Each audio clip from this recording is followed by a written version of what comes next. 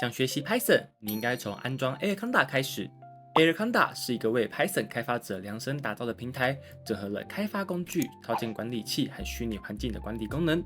虽然名字叫 Anaconda，但它并不是一条蛇，而是资料科学家、工程师都会用到的重要开发工具。无论你是想分析资料、训练机器模型，还是进行人工智慧开发，Anaconda 都能帮你一键安装好你需要的所有工具。这也是为什么几乎所有的资料科学入门课程都是从 Anaconda 开始。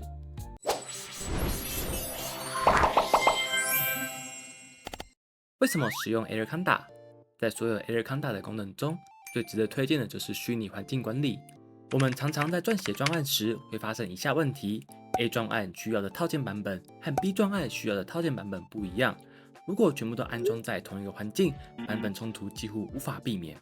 最惨的是，专案都做到一半了，才发现环境版本有问题，那这样完全是一场灾难。但是用 Anaconda 就能为每一个专案建立独立的虚拟环境，各自运行，互不干扰，安静又安全。这不仅让开发更有弹性，也大大降低了踩雷的机会。那我们马上来教你如何安装 Anaconda。第一步，下载 Anaconda， 打开 Anaconda 官方网站，点选右上角的下载选项，需要先注册一个账号。账号注册完就能免费下载咯。下载与你电脑系统相同的安装档案，建议大家下载到桌面或者是你常使用的资料夹，避免找不到下载档案哦。第二步，安装 Anaconda。下载完安装档案后，点击右键，点击以系统管理员身份执行，点击下一步。这里他会问要安装在所有账号吗？我们选择自己的账号就好。继续下一步。这里的进阶安装用预设的方式即可，点选安装。这里在安装时会耗费比较多的时间，刚好这段时间可以拿来思考人生。OK， 我们安装好了。这里两个选项可以把打勾取消掉，没关系。没取消的话，只会弹出 Anaconda 官网而已。第三步，开启 Anaconda， 在搜寻上打上 ANA， 通常就会看到 Anaconda。打开 Anaconda 后，你可以看到它已经帮你安装好许多基本套件了。你可以确认已经安装的 Python 环境与套件包，来看看你的专案是否有缺少资料。第四步，建立虚拟环境。再来要开始建立不同的 Python 虚拟环境了。我们点开环境界面，它已经帮我们建立好一个叫 Base 的环境，这里的列表示 Base 里面原本就有安装好的套件。如果我们的专案要用到其他环境的话，就要在这里建立一个新的虚拟环境。等等，我们要示范 MediaPy 的影像辨识专案、AI 手势辨识系统，所以我们要载入所有跟 MediaPy 有关的模组。这里我们 Python 版本选择 3.9.21， 所以我取名为 MediaPy PY39。点击建立档案，这里需要等待一段时间。OK， 跑好之后，这样就建立一个新的环境了。接着我们要在环境中安装套件，在刚刚建立的环境有一个绿色执行按钮上，点击左键，点击开启终端机。在终端机里面，我们要安装3个套件，分别是 MediaPy、TensorFlow、OpenCV。那我们就开始陆续安装套件，打上 pip install 加上套件名称。因为我已经安装过了，所以安装过程会跟小伙伴们长得些许不一样哦。都安装好后，那这样专门处理 MediaPy 的虚拟环境就架设好了。刚刚是建立虚拟环境，但是我们还需要可以撰写程式的编辑器。我自己是习惯使用 Visual Studio Code， 简称 VS Code， 做 Python 程式撰写。所以我们在这支影片中，我会教学新手安装 VS Code。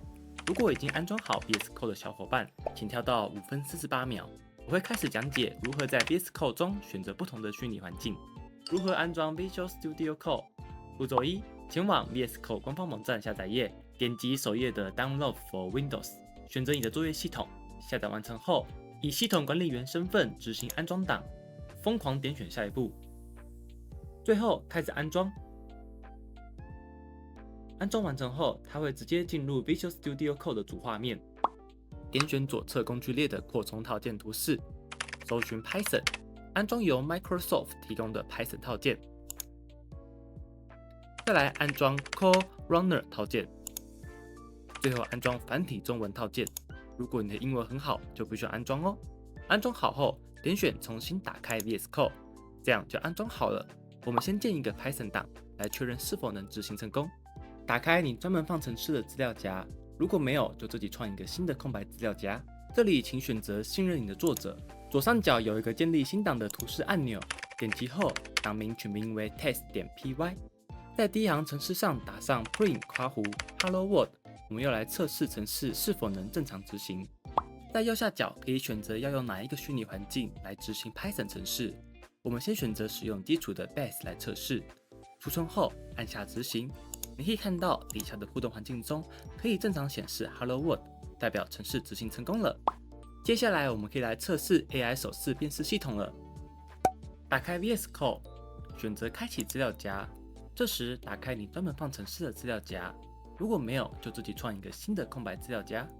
再来，我们要建立 AI 手势辨识系统的示范档案，档案名称为 handpose.py。接着把手势辨识系统的程式码复制过来。重点来了，在右下角有一个选项可以改变 Python 环境，选择我们刚刚建立的 MediaPi py39 环境。储存后，点击右上角的 Run 执行 Python。你可以看到 Python 已经在 Anaconda 建立好的虚拟环境中执行我们的 AI 手势辨识系统。之后要制作其他的专案，也不用把旧环境删除，只需要再建立一个新环境就好，是不是很方便呢？如果小伙伴们对影像辨识有兴趣，我们将在下一期教学 MediaPi 的影像辨识专案哦。这一期所有需要的网站跟程式码连结，我都会放在下方的资讯栏跟留言中。有什么问题或想法，都可以在下方留言给我们知道。如果喜欢我们的影片，请帮我们按赞、订阅、加分享。我们下期影片见，拜拜。